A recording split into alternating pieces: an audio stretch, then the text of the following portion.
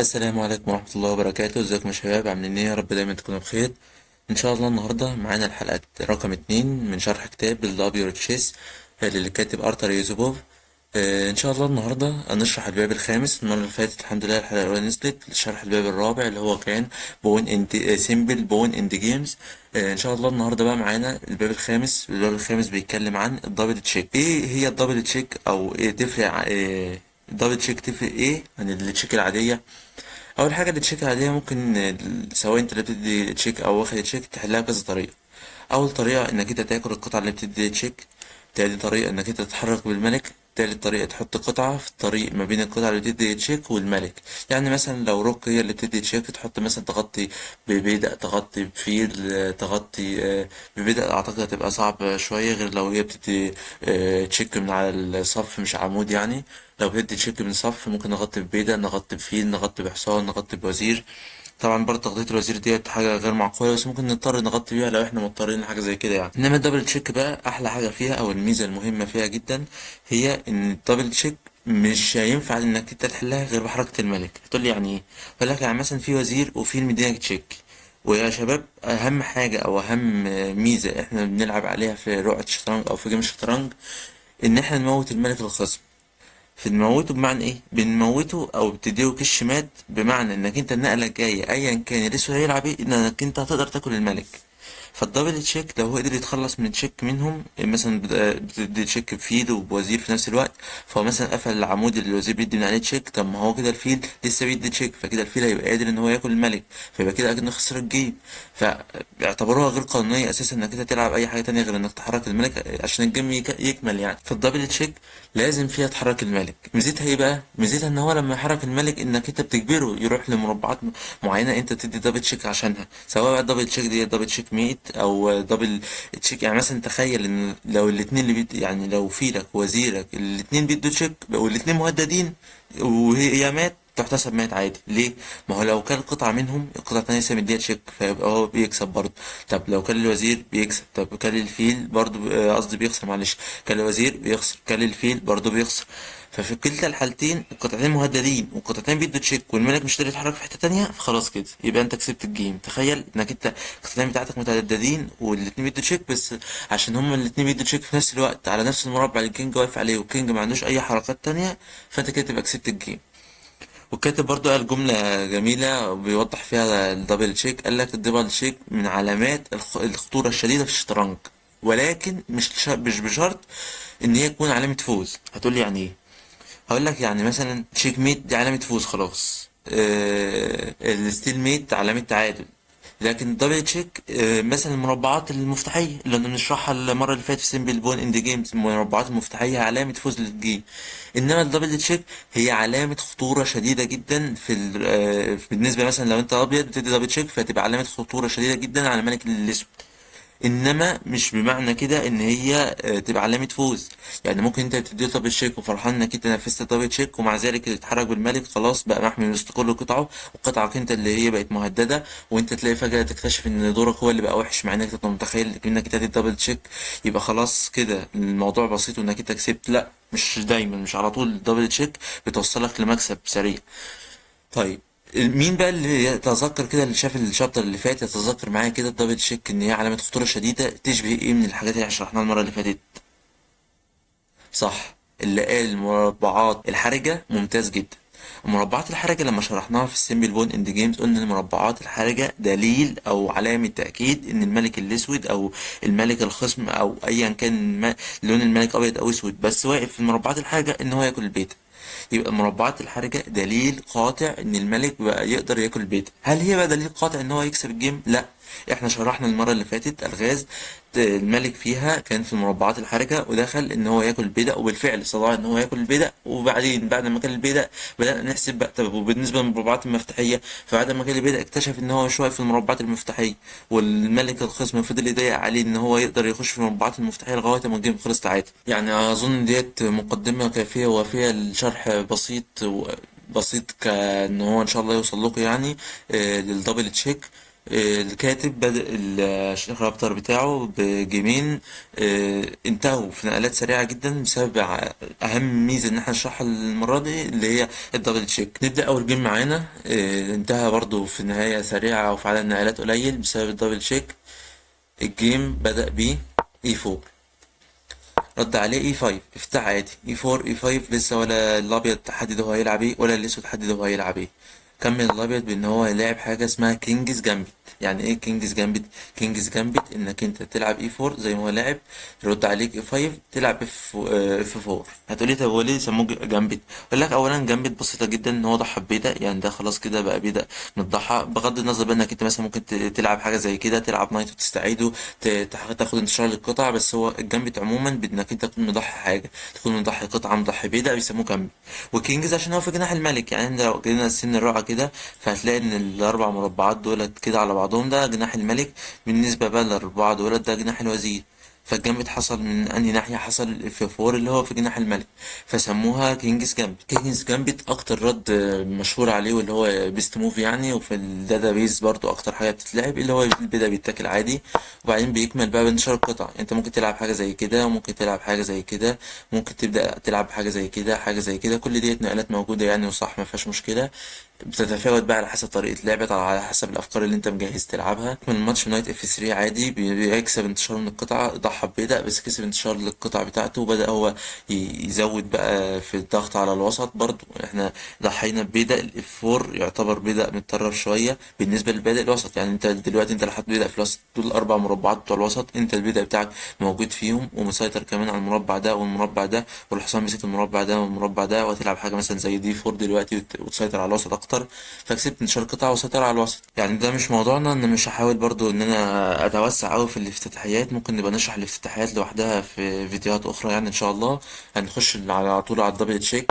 يكمل دي 5 عادي، كمل مرضيش ياكل البيدق اتاكل، كلب الحصان، وبدأ دلوقتي بقى معاه قطعتين. يعني هو دلوقتي تخيل بقى معاه الحصان اللي على الاف 3 والحصان اللي على الاي 4، دلوقتي قطعتين الاتنين نشطة جدا ومسيطرين على المركز، وهيبدأ الوزير بقى يتعاون معاهم في ان هو يوصل يعمل يشن هجوم جامد على الملك قبل ما الملك يبين.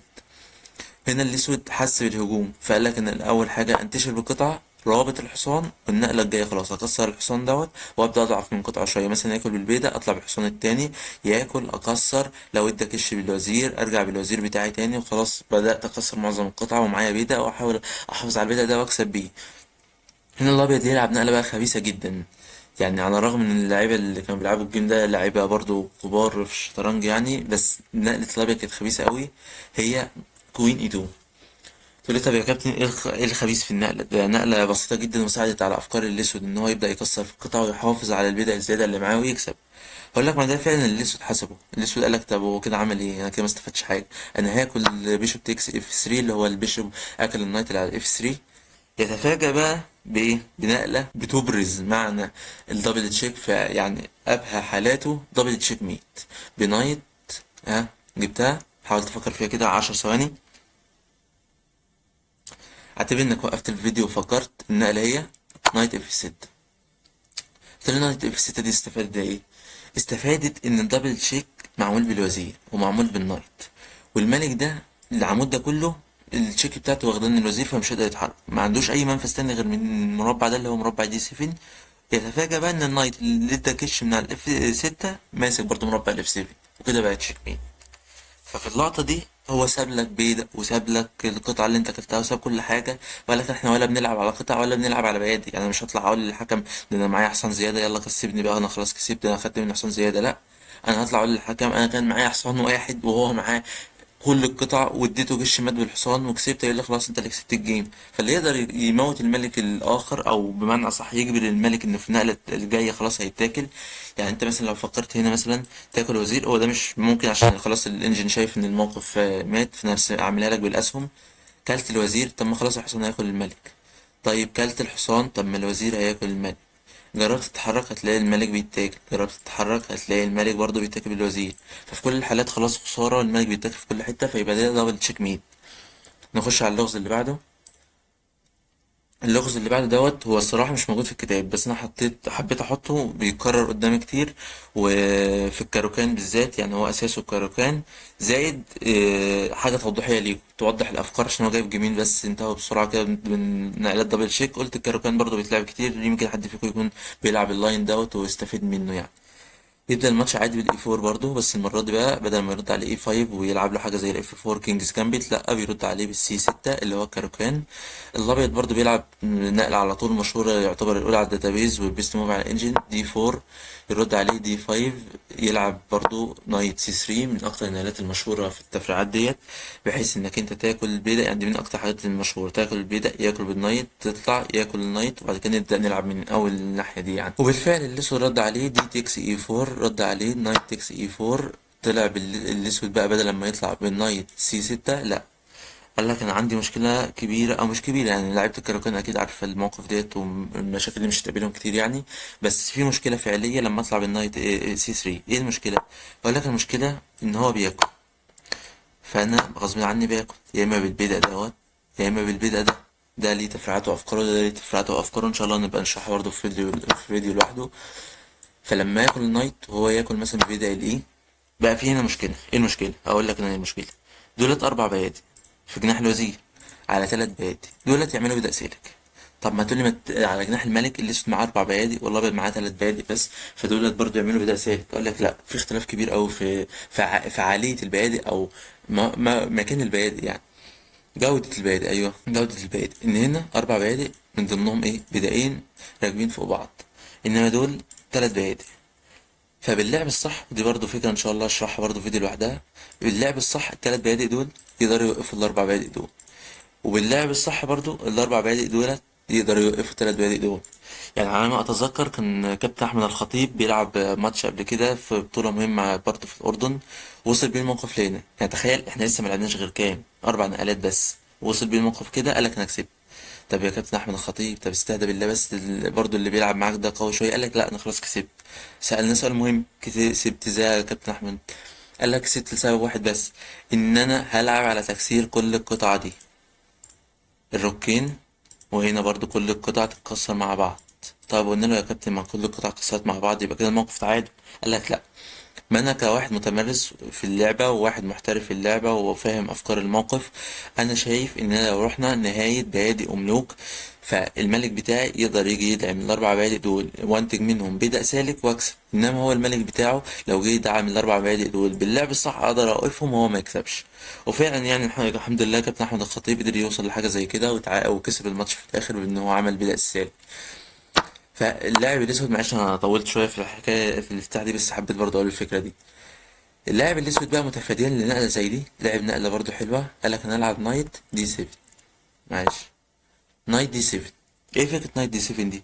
نايت دي 7 فكرة ان هو هيجي بالنايت ده هو اللي هنا، بحيث انك انت لما تحب تكسر ياكل بالنايت التاني وخلاص كده، ولا انت دبلت بيادق ولا انا دبلت نفسي بيادق ولا اي حاجه، ويكمل الماتش على كده، وكل واحد معاه اربع بيادق قصاد تلات بيادق، وده أربع بيادق قصاد تلات بيادق، والبدء ده يعني ممكن يتخبط برضه في ده، فيبقى كأنهم تلاتة قصاد تلاتة وخلاص الماتش خلص تعادل لو خسرنا كل القطع يعني.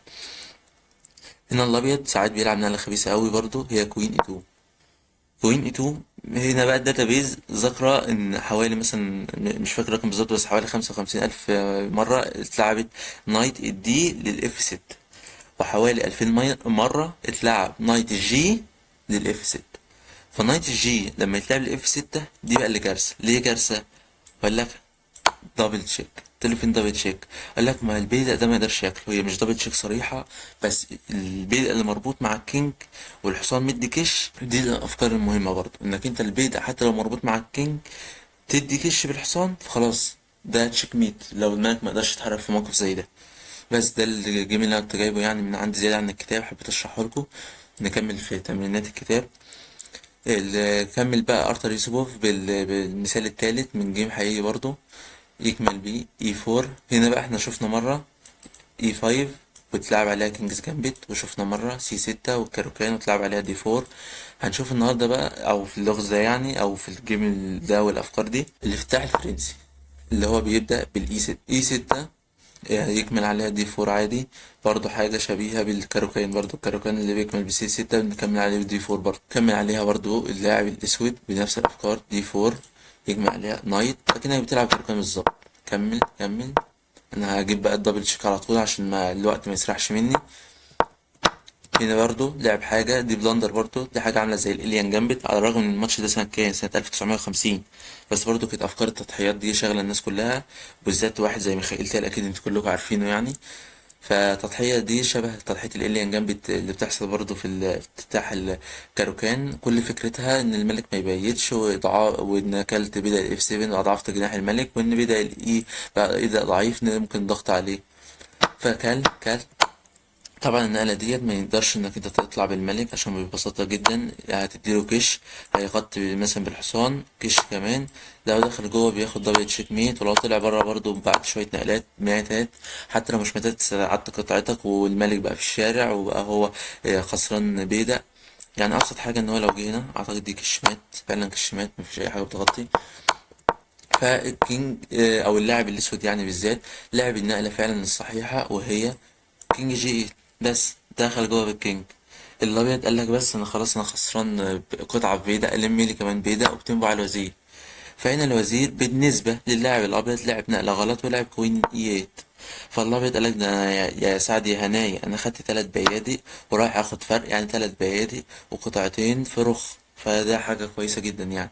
يعني قطعتين في 3 بيادق ورخ معلش، فدي حاجه كويسه جدا. بس يفاجأ بان اللاعب الاسود بيقول له لا انا مش هحرك وزير، بيقول له يا عم استهدى بالله بس ما انا هاكل وزير. قال له ما تقدرش. قال له ازاي؟ قال له خد دي كده كش مات. ازاي بقى؟ بالدبل تشيك. الفيل مسك المربع الهروب الوحيد للملك والوزير بيدي كش من هنا. هتقول لي ما انا اغطي، اقول لك ما الفيل ياكلك. هتقول لي طب انا اغطي الفيل الاول، اقول لك ما الوزير ياكل الملك. ففي كلتا الحالتين ما تقدرش تغطي باي حاجه ولازم تحرك الملك، ومع ذلك الملك ما يقدرش يتحرك فتبقى كش مات. ندخل على الفكره اللي بعدها او اللغز اللي بعده.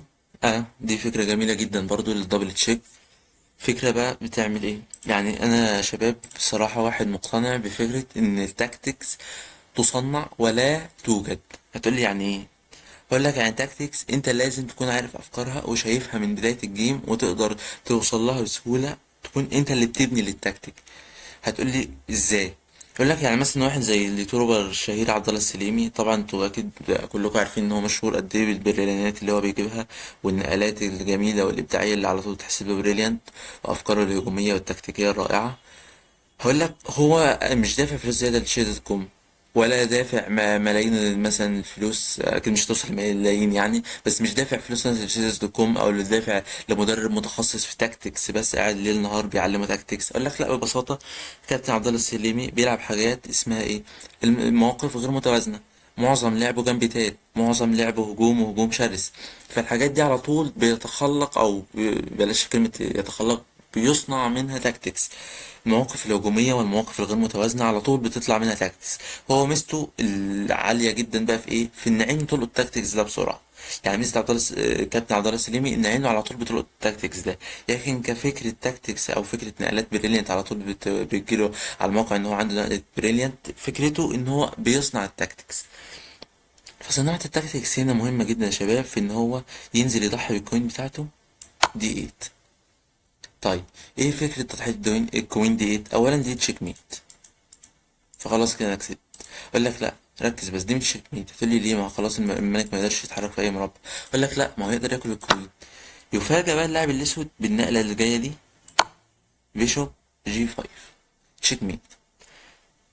كلت البيشوب بكش، يعني الكوين بتاعتك هنا لو كلت البيشوب بكش يقول لك ما ينفعش الروك تاكل الملك. طيب نبدأ الأول إن احنا ياكل أنزل أديله دبل وآكل الروك بتاعته وأكمل الجيم وأنا بكسب. أقول لك لأ، ما هو الأول أنت أول لما تاكل هنا هيقوم هو واكل الملك بتاعك. فاللعب دي كلها لعب غير منطقية أو غير موجودة.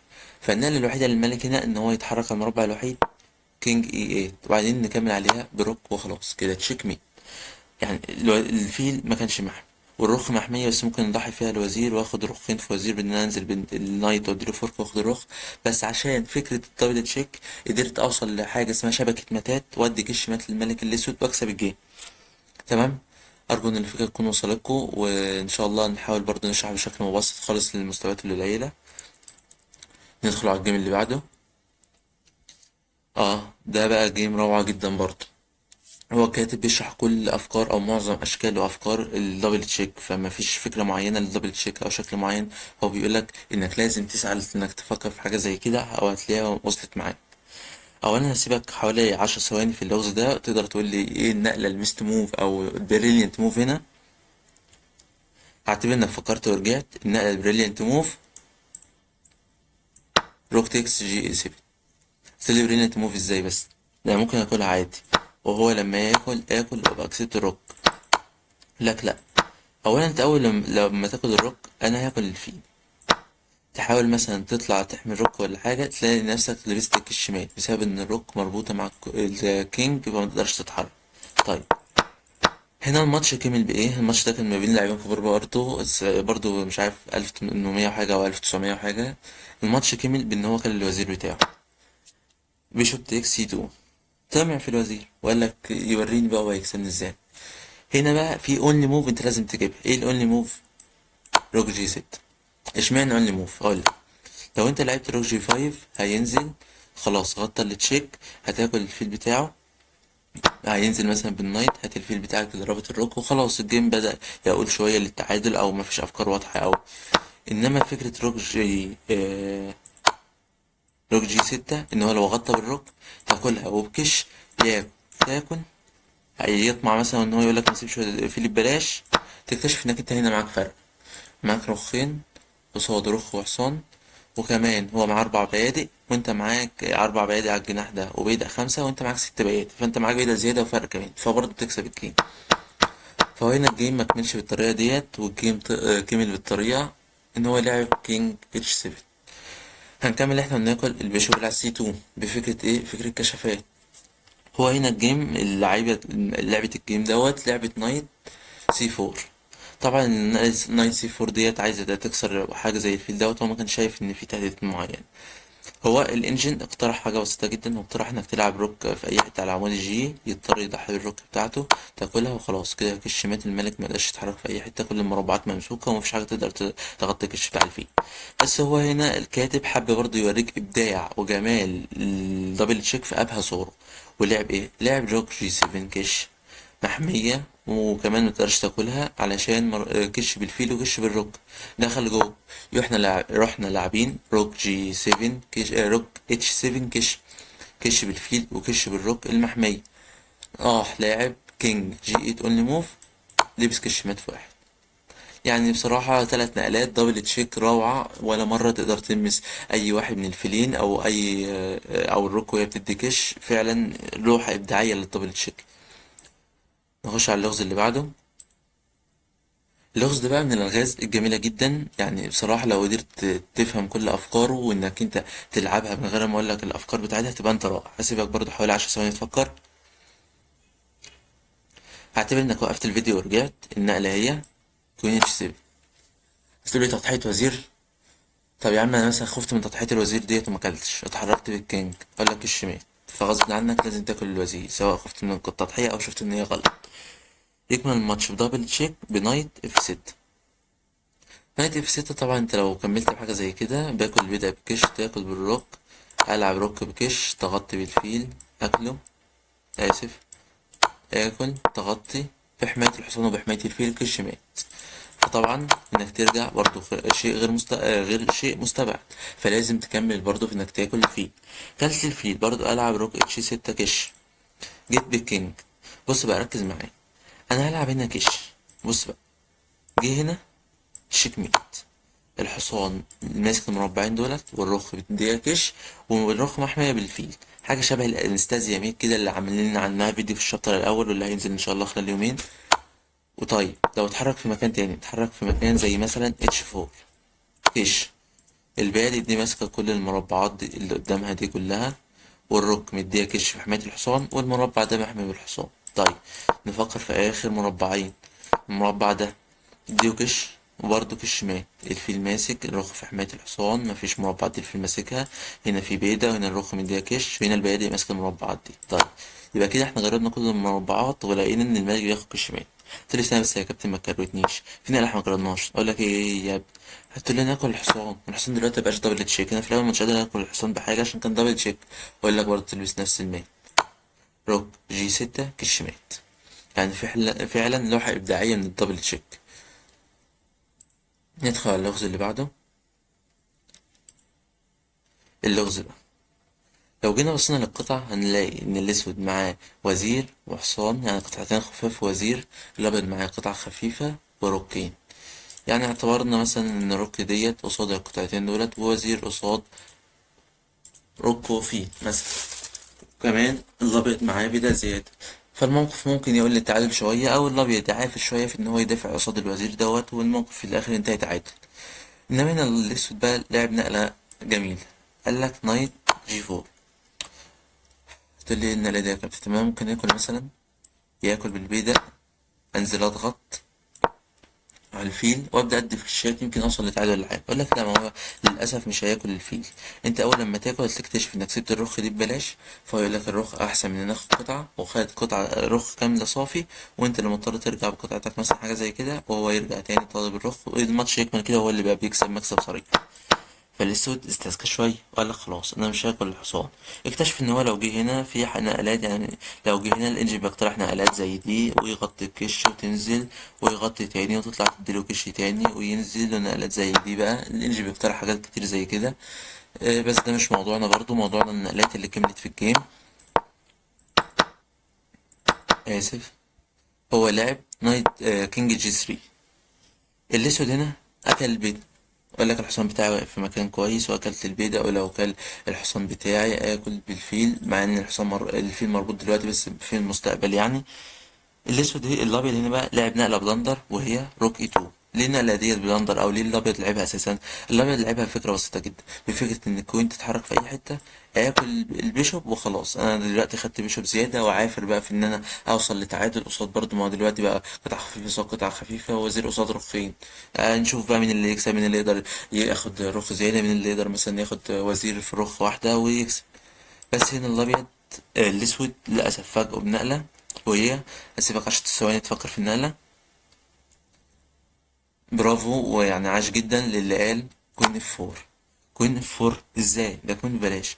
قال لك فكرتها ايه؟ فكرة انك لو اكلت الكوين يديك كش محمي والحصان محمي، والحصان ماسك المربعات دي، والبيضة ماسك المربع ده، فيكتشف الملك ان ما قداموش غير انه يرجع مكانه تاني كينج جي 3، عشان اديله كمان كش، والحصان لسه محمي وماسك المربع الهروب، والبيضة ماسك المربع ده، والبيضة ده مدي كش، فما قداموش غير كينج اتش 3.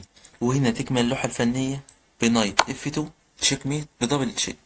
ولا تقدر تغطي بالفيل، ولا تقدر تاكل الفيل بتاعي، ولا تقدر تاكل الحصان بتاعي. يعني تخيل، لو ده اللي انا كنت بقول لك عليه بقى، القطعة متهددة باتنين تقدر تتاكل، الحصان مش محمي بأي حاجة متهدد بواحدة يقدر يتاكل، ممكن نغطي، ومع ذلك التلات حالات مستحيلة. ليه؟ عشان تدبل تشيك، فالملك لازم يتحرك، وبعدين نكتشف ان الملك ما يقدرش يتحرك في اي حتة بسبب البدايين بتوعه والبادئ بتاعتك، وان هو واخد الدبل تشيك. وكده نكون حققنا تشيك ميت بفكرة الدبل تشيك. يا رب تكون الفكرة دي وصلت لكم. نكمل. اللغز ده بقى لغز جميل جدا، هسيبك 10 ثواني برضو تفكر في حل اللغز. هعتبر انك فكرت ورجعت. النقلة هي نايت جي 6 كش. تقولي ازاي النقلة ديت صح؟ ده نايت ببلاش، ده انا ممكن ياكل وخلاص الجيم يبدأ. اقول لك لا، انا دلوقتي عايز كشف وكش ميت، يعني انا عايز اي كشفة حتى لو هنا تطلع بكينج في اي حتة اديك كش ميت. قلت لي خلاص خلاص انا مش هاكل. انا لقيت ان النقلة الصح ان انا اجي هنا، ولا برضه كشات متات، هنزل كوينة كش مات. هو الانجن هنا مدي كش مات في 7. تخيل بقى الانجن مدي ليه كش مات في 7، او ليه مأخرها ان انا اكشف بالحصان وادي كش مات.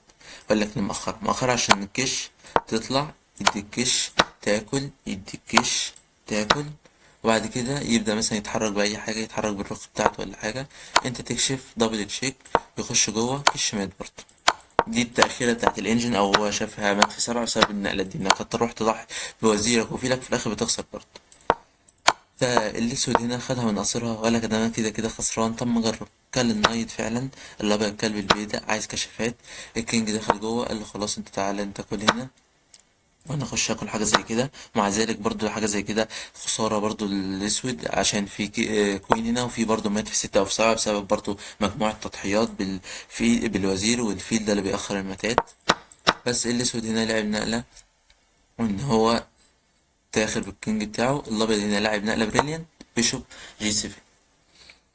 بيشوب جي 7 كلته اديك الشمات، يعني انت لو كلت اديك الشمات.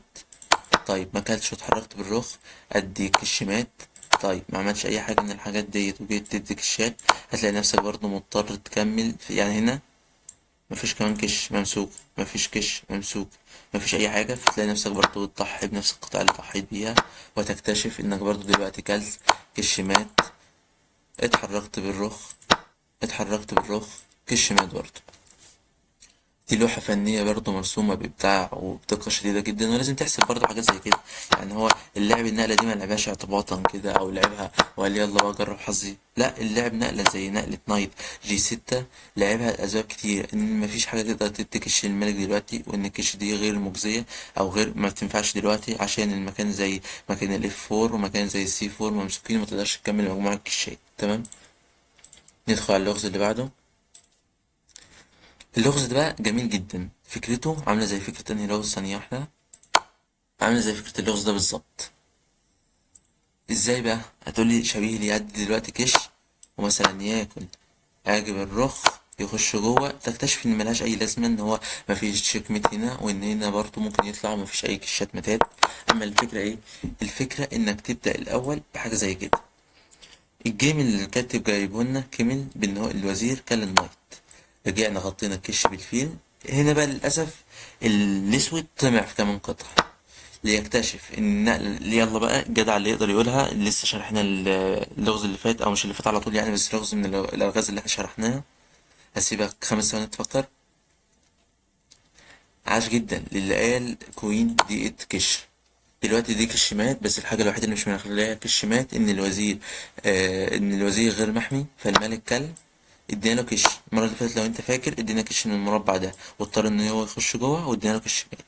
هنا ادينا له كش خلاص، مضطر ان هو يخش، ما يقدرش يغطي بأي حاجة، دخل لجوه بلع كش مات في واحد برضه. فيعني شايف قد ايه دبل تشيك علامة من علامات الخطورة، وعلامة ان هي توصلك لمكسب سريع، وتوصلك لأوضاع جميلة جدا، وأوضاع فيها ان الملك الأسود بعد مجموعة من النقلات بياخد مات، وحتى لو حاول يأخر المات دي فهيبقى يأخرها في سبيل ان هو يضحي بكل قطعة، فبرضه انت بتكسب. الجيم ده بقى او اللغز ده فيه افكار جميله، عايزك تركز معايا وتشغل مخك شويه معايا كده. الجيم ده كان ما بين ارتر يوسوبوف صاحب الكتاب ذات نفسه، واحد اسمه اليكسي ديف، في سنه 2003 في بطوله في روسيا، البطوله المفتوحه. للأسف هو الصراحة كان أرتر يوسوبوف هو اللي كان بيلعب بالقطع السوداء في الجيم دوت وخسر، اللي هو صاحب الكتاب ذات نفسه، وهو جايب اللاين ده، وهو بيقول لك اللاين ده ما حصلش في الجيم، يعني الجيم اللي انا لعبته ما بين اليكسي ديف وانا ما حصلش فيه اللاين ده، بس اللاين ده حللناه بعد الماتش، وحاجه تدل برضه على الدبل تشيك، فحب هو يجيبه في الكتاب بتاعه عشان يوضح لنا اكتر الفكره. اول حاجه انت واخد بالك الاسم مهدد بيه؟ الاسم مش مهدد في حاجه، ده انا هزق وخلاص. الرخ ديت هتضطر تتحرك في اي حته، ولو جت هنا كلها بكشمات، يعني الرخ لو جت هنا كلها بكشمات، والرخ لو اتحركت في اي حته، فبجيب ان انا هنا ماشي في مشكله في الماوس، العب وين هنا كشمات ياكل، اجيب كمان يا عم روك، هتلاقي الموضوع كشمات برضه. طيب اقول لك بقى ان هنا في حاجه اسمها سماذرز ميد، او على القهاوي مسمينها مات زبيدة بنايت اتش 3 كش. تضطر تخش جوه العب كوين جي 1 كش، او دبل كش، بس محميه في الحصان، يعني عشان ما ينفعش تتلعب لوحدها، عشان لو اتلعبت لوحدها اكل بالكينج ومفيش متات. هنا انت مضطر تاكل بالروك، تلبس حاجه اسمها سماذر ميد او مات زبيدة كش ميد. الوزير عملنا له صندوق، الملك عملنا له صندوق كده في كورنر من اركان الرقعه، وادانا كش مات البادئ، البيضه بتاعته قافله والرك قافله عليه، وجينا الحصان بيديله كش مات. يعني الحصان برضه من القطع اللي حركتها جميله جدا، اللي ممكن يدي كش للملك في اي حته من غير ما يكون، يعني مثلا لو هنا في وزير هتلاقي في بادئ موجوده، في لو هدي كش بروك هتلاقي في بادئ موجوده، لو هدي كش بفيل هتلاقي الدنيا كلها متقفله، لكن الحصان الوحيد هو اللي يقدر في موقف متقفل زي كده يدي كش. بس ده ما حصلش. برضه اللاين جايبه لنا عشان يورينا فكرة تانية، هو هنا انا عايز اتفادى حاجة زي كده، عايز اتفادى حاجة زي الكشافات. اول حاجه ممكن يكون حد فكر فيها اتش 6، يقول لك لا دي ما بتفاديش حاجه. ليه؟ هقول لك عشان بيكمل بنقله زي دي، يخش جوه هتقول لي بس ده انت لسه قايلها لي دي مات زبيده. هقول لك اولا مات زبيده قلت لك لازم يكون الوزير محمي، دلوقتي الوزير مش محمي ممكن اكله وخلاص. هتقول لي خلاص طب لو كلب الروج دي مات زبيده، اقول لك لا برضو مش مات زبيده عشان في وزير بيبدا يتحرك من هنا، فده مبقاش صندوق محكم للغلق، فالكينج بيطلع عادي وبقت تشيك ميت. ففي كل الحالات دي مش مات زبيده، بس الفكره ان هو ممكن ياخد تعادل في ان هو يرجع تاني. هقول لي هطلع بالكينج، يطلع تاني، يخش هنا كش، ممكن تقول لي مثلا ياكل العب حاجه زي كده وخلاص بنفس الافكار عايز اكش متين. اقول لك لا، في حاجه زي كده يطلع بالكينج، في بقى شكل زي دوت زق البيضة كش مات خلاص. انما هنا اكلة الروك عليها ايه؟ اكلة الروك ياكل بالوزير عليها النقلة دي، انك لو كلت انا اديك الشمال تضطر تغطي فياكل بالشمال برضه. دي برضه نقلات الانجن، انا مخترعش حاجه زي كده، بوريك نقلات الانجن اللي بقت التفريعات اللي ممكن تيجي في دماغك يعني. وفي بقى نقلات زي كده فهو يغطي فيلعب حاجه زي كده، فانزل بالوزير حامي وطالب تشيك ميت، ونقلات بتكمل برضه الموقف متعادل. اما الايه بقى هي النقله اللي اساسا احنا جايبين اللغز ده عشانها، او اللي بتدافع عن الدبل تشيك دي، نقله زي كده. وكاتب كمل قالك ان هو لو لعب برضه نفس النقله اللي هي نايت اتش 3 كش بطلع وخلاص مفيش اي كشات تانية. الانجل بقى اقترح حاجه مختلفه شويه، اقترح حاجه زي نايت جي 4 بحيث ان هو لو استخبى جوه بنزل خلاص انا حميت التضحيات اللي كانت مش تضحيات التعديلات اللي كانت عايزه تحصل هنا. ولو زقت البيدا نفس الافكار القديمه، لا انا باكل تاكل اكل وخلاص مفيش تشيكميت. رينج برضه بيقترح هنا حاجات زي كينج هنا، وبعدين يبدأ يجيب الرخ مع الكوين والموقف مكسوب برضه. بس الكاتب اقترح ان في ليت نايت اتش 3 والكينج بيطلع هات النايت وهات المتات وخلاص، ده مكسب واضح للابيض يعني. وكاتب اختتم الشابتر بتاعه اللي هو اخر لغز معانا في الحلقة ان شاء الله، وقال لك ان اللغز دوت هو جايبه من كتاب اسمه How to Defeat Your Dad in Chess، يعني ازاي تهزم والدك في التشيس. ده كتاب تاني غير الكتاب دوت. هو جاب اللغز ده منه. اللغز ده جميل واكيد شفتوه كتير منكم على النت يعني. اسيبك 10 ثواني تفكر في اللغز دوت. هعتبر انك وقفت الفيديو ورجعت. النقلة هي كوين جي 2، تاكل يكمل الماتش بدبل تشيك ومسكت مربع الهروب، يعني الملك هنا مش قادر يهرب، وفي نفس الوقت قافل الوتر ده يضطر يرجع للجيوان ياخد الشمال. ما ينفعش بقى ليه كوين اتش 8؟ كوين اتش 8 ما تنفعش عشان انت هتاكل كوين مفيش دبل تشيك، فتلعب نفس النقلات. هو مش مضطر يجي كينج جي 1 عشان تديك الشمال، لا هو ممكن من هنا يلعب نقلة زي دي خلاص قفل كل الكشات ومفيش أي لازمة للنقلتين انت لعبتها دي. فكوين جي 2 بالأخص عشان لما تاكل يبقى في دبل تشيك ومربع الهروب الوحيد ليك مقفول، فتلعب كينج جي 1 واديك الشمال تاني. أتمنى إن تكون أفكار الشابتر الخامس وصلت لكم بوضوح. دبل تشيك مهم جدا، دبل تشيك مش علامة للفوز، دبل تشيك علامة خطيرة جدا على الملك بس مش على طول بتأديك الفوز، لازم برضو تكون مقترنة ببعض الحسابات الدقيقة منك للنقلات التابعة للدبل تشيك. وأشوفكم على خير والسلام عليكم ورحمة الله وبركاته.